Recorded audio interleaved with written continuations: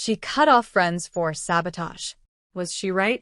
I, 28F, was best friends with Kayla, 29F, since 8th grade and Cora, 29F, since freshman year, 9th grade, before I cut them off a couple of years ago.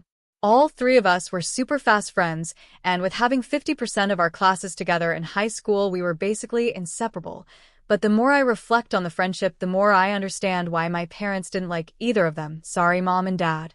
The three of us were in marching band together, and for band camp we had to pick roommates for the week. Kayla and Cora always paired themselves up, and so I had to find a different roommate, and the same would go if we had away competitions and had to stay overnight somewhere.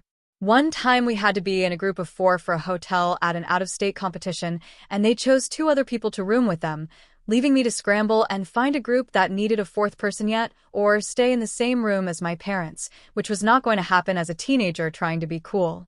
Sounds lame, but as high schooler it always made me pretty sad that my supposed BFFs never wanted to stay in the same room with me. After we graduated, Kayla went to a college that was about 1.5 hours away from our hometown, fully paid for by her parents. Cora went into the military and was gone for about 2 years. And I had attempted college but dropped out after 1 semester. Our freshman year of college, Kayla got involved with a rowdy crowd of people that liked to drink and smoke. She drank heavily, and there was more than one occasion where she would call me to pick her up because she was too drunk or too high to drive. Mind you, I'm still 1.5 hours away. At the time I was still attempting college, and I had a shit car that barely made it from A to B. R.I.P. to Ronnie the Rendezvous. You sucked, but you were a great car. But Kayla knew that I didn't care how far away she was. I would go pick her up and bring her back to her dorm no matter what. No questions asked, because I would rather be the one driving than her driving while under the influence. After doing this probably 5 to 6 times, my dad made a comment saying she was taking advantage of me and my willingness to always be a DD. I told him my reasoning, and he asked why she wasn't asking friends at her college. I just shrugged and ended the conversation. The only time I ever got mad at Kayla for this behavior was when one of these trips to pick her up, the car in front of me hit a deer, which caused debris to pop my tire, and I had no idea how to put on a spare. I called her asking if anyone who was sober could help me change a tire, and she hung up on me. Thankfully, the cop that stopped was super helpful. And yes, I still want to pick her ass up. This behavior continued throughout freshman and sophomore year of college, but her drinking and smoking was so bad, she flailed out of college and had to move home. This was about the same time that Cora moved home, and that summer we had all turned 21, so we started going to the bars as a group most weekends. As the last one to turn 21, I hoped I would get the traditional American 21st birthday. Instead, I was their DD because Kayla had 4 to 5 shots within the first hour, and Cora was chugging Long Island iced teas like they were actual teas. So, on my 22nd birthday, I asked if either one of them could DD, or if one of their boyfriends could pick us up, so I could actually drink and have a fun time. And this time, I wasn't going to be the one to watch their drinking, I was going to enjoy myself. And I did for about 2 hours. I told them I had to run to the bathroom and would be right back. I was gone for 20 to 25 minutes due to the long line, and guess who left during that time? Kayla and Cora had called Cora's boyfriend to pick them up, leaving me alone at the bar.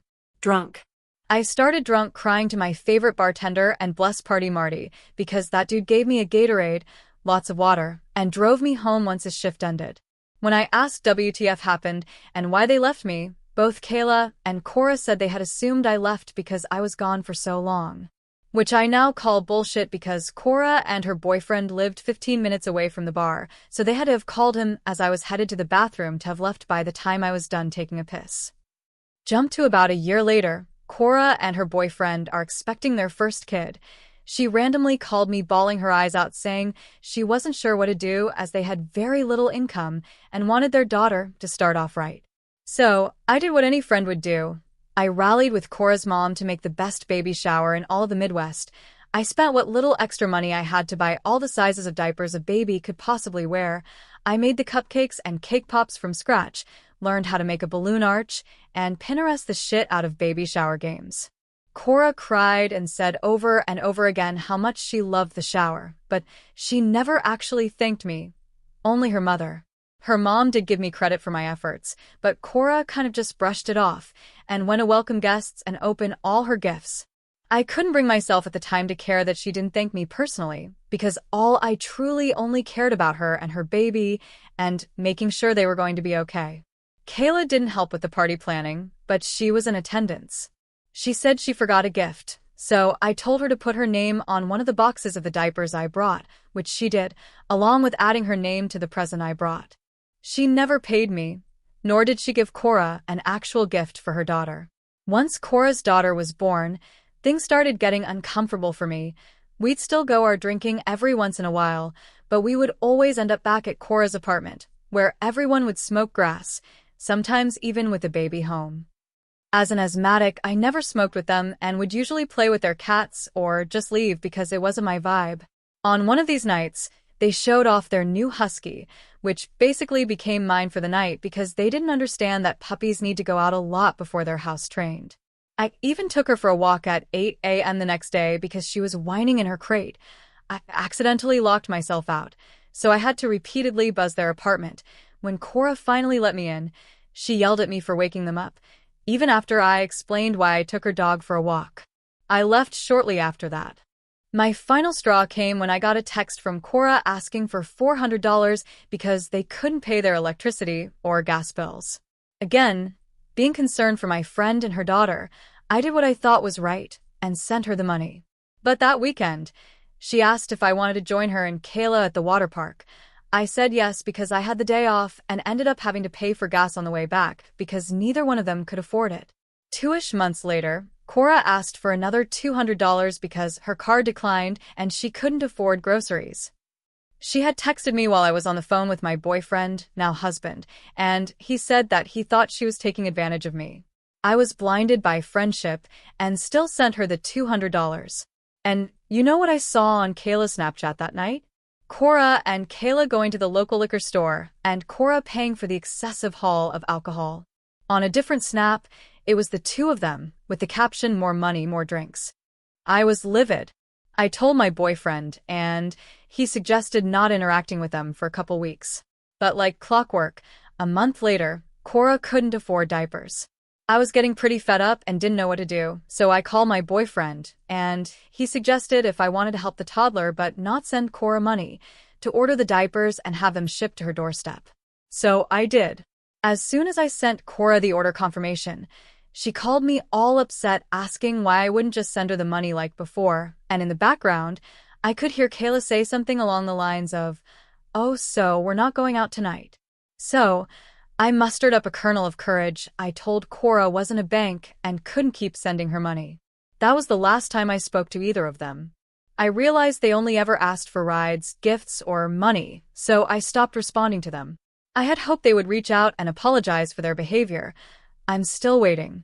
The last time either one of them sent me a text was when I got engaged. Kayla asked, "Why don't we hang out anymore?" And what did she do that was so bad that I stopped talking to her and Cora?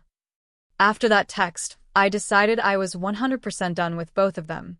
If Kayla couldn't tell that she used me over and over again, and Cora couldn't figure out that I didn't want to fund her bad choices, then they weren't worth my time. That was about 3 years ago, and with our high school reunion coming up, I'm wondering if I'm the asshole for not explaining, even when asked, and wondering if should explain to them why I cut them off so abruptly if I see them again. Edit for more context since there are a few people that are baffled I put up with it for so long. Trust me, I'm also mad at myself for that. When I said we were inseparable, I mean it. For an entire summer I lived with Kayla and her family. I was at their house. So often her parents joked about adopting me and turning the guest room into my own room. I went on countless trips and vacations with both Kayla's and Cora's families, without paying for them. They were like my sisters. If I had a bad day, they would be over with ice cream and rom-coms in a heartbeat. I did cherry-pick the moments that hurt the most when I decided to cut them off, but with 7 to 8 years of friendship, there were a lot of moments they were there for me, which is why I was too dumb to see how awful they actually were.